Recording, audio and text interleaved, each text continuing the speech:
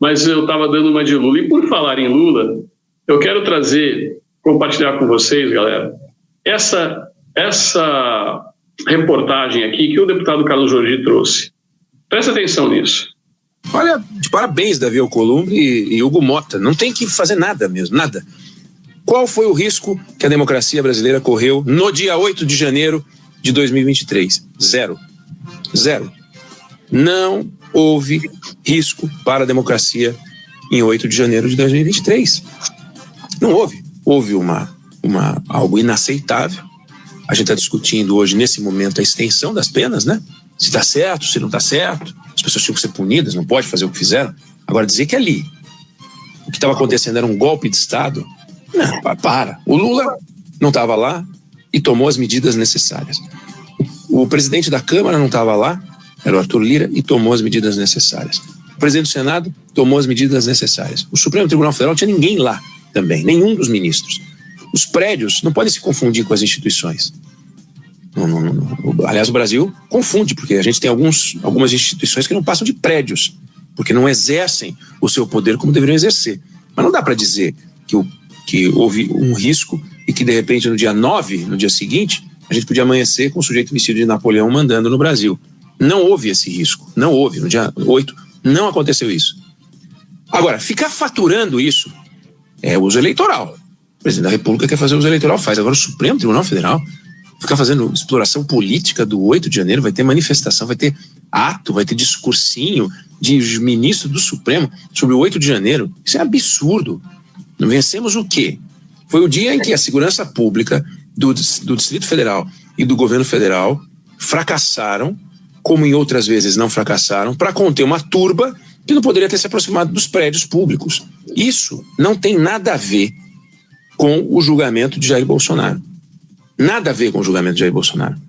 Todas as discussões que levaram Jair Bolsonaro para o Supremo Tribunal Federal têm a ver com atos atribuídos a ele quando ele era presidente da República. Mas no 8 de janeiro ele não era o presidente da República.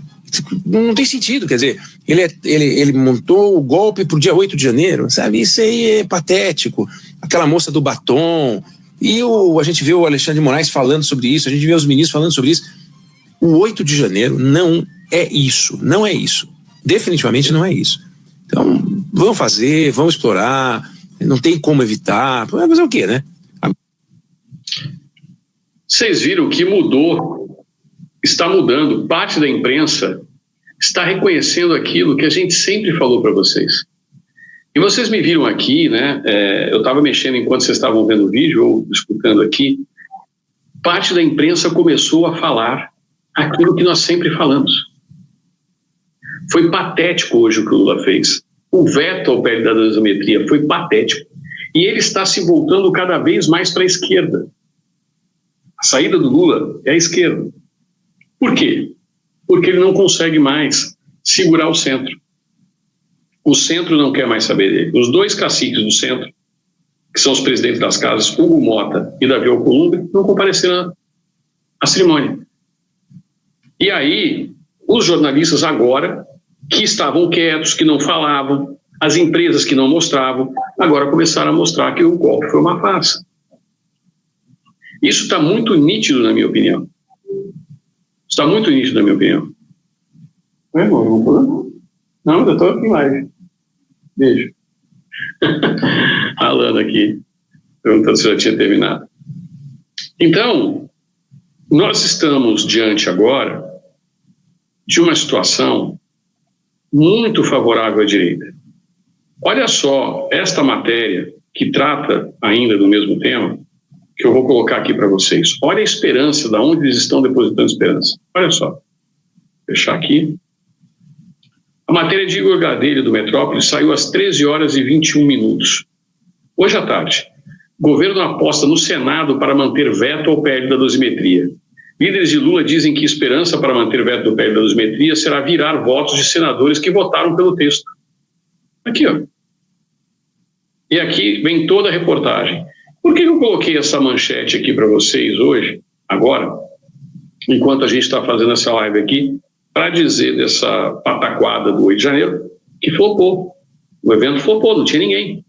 Nenhum deputado do Centrão, estou afirmando para vocês, só foi um deputado União Brasil do Centrão. O restante era tudo gente, era tudo apelegado. Os pelegos que estão ali desesperados para ver se conseguem voltar para o poder, e não vão voltar. Eu posso afirmar para vocês que 60% deles vai pular fora.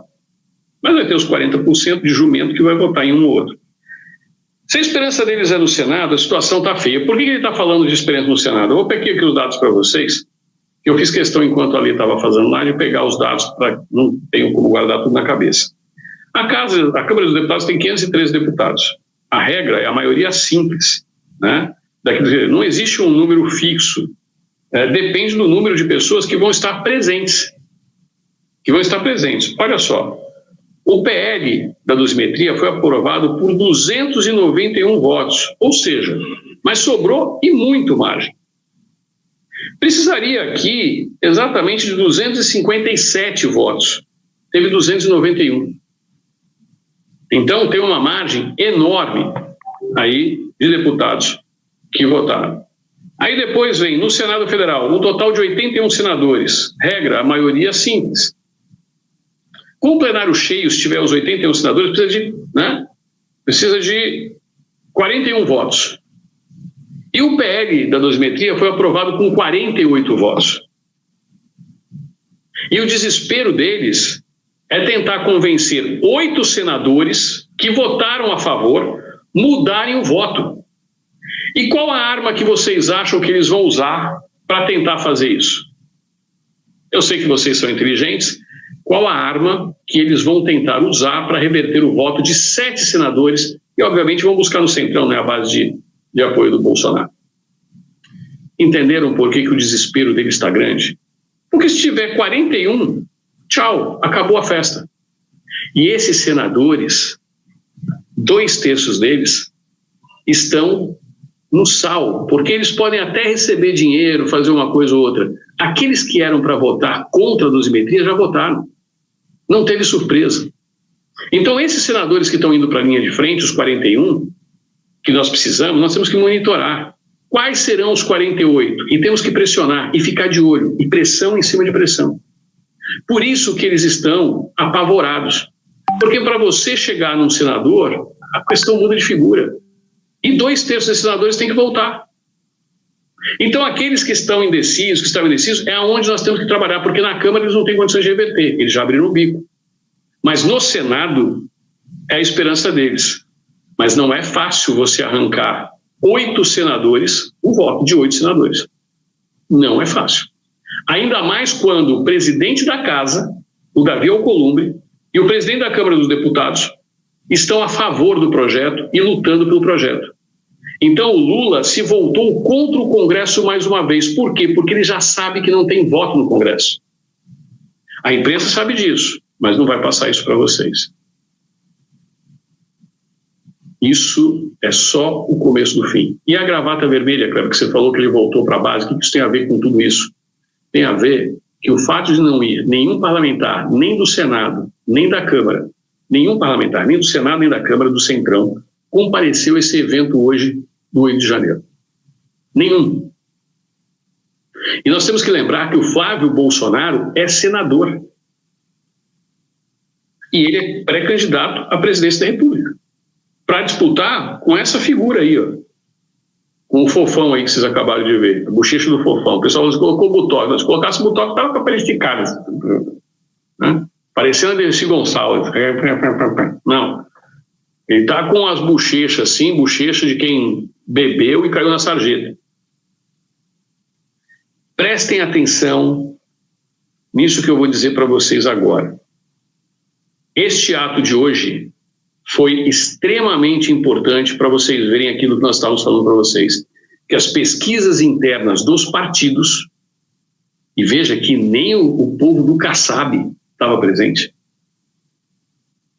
a base aliada do centro como um todo não estava presente. Esse gesto que vocês viram hoje, de flopar tanto de povo quanto de políticos, já diz muito o que eles estão esperando para as eleições de 2026.